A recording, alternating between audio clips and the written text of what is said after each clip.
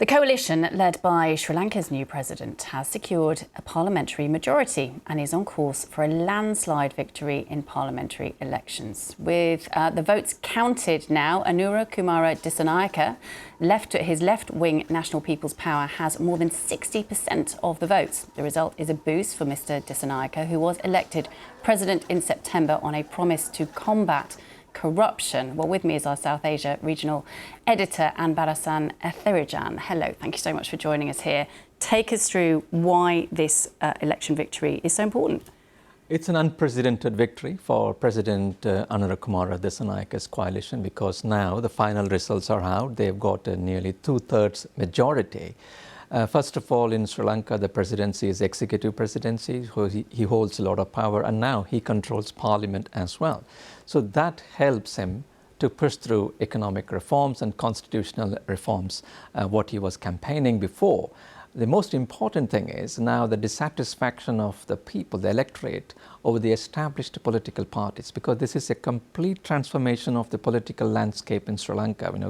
The politics was dominated by the Rajapakshas and the Vikramasinghes and the established political parties. In fact, Mr. Disanayake's party had only 3 seats in the previous parliament. Now you have about 159, so it shows the people wanted a real change. So it's a huge change. What was his main campaign stance? Why have they voted for him in such numbers? He was promising good governance because people were complaining of corruption that led to the huge financial crisis in 2022. Sri Lanka declared bankruptcy after it ran out of foreign currency reserves. That led to shortage of food and fuel. People were standing in queues, and there was a huge anti-government protest that toppled the then President Gotabaya Rajapaksa. So he was promising good governance and also talked about economic reforms to take the country forward. At the same time, he also talked about welfare measures for people, because Sri Lanka's poverty has doubled in the last 5 years, according to World Bank, because of this economic crisis. And the IMF gave a 3 billion bailout loan that helped for the economy to revive. Now, it will be a challenge for him while he's talking about the welfare policies, at the same time implementing IMF's structural changes within the government. Yeah, I mean, you've mentioned it there. Let's talk about the challenges, because there are huge economic challenges ahead.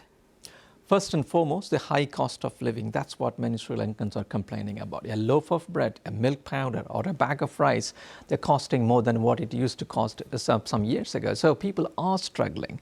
And that's why people wanted a big change. They are expecting him to work on the economy. So the expectations are really high, but it will be a challenge for him how he's going to do, because we haven't even visited the external debt of Sri Lanka. We talk more than $40 billion debt, bilateral debt, as well as the international institutions debt. So they have to restructure. When they start repaying, then the real economy will come into trouble, how they are going to manage. So the economy is the most important issue, what the people are looking up to the president to see how he's going to tackle. But he has the power, he has the parliament.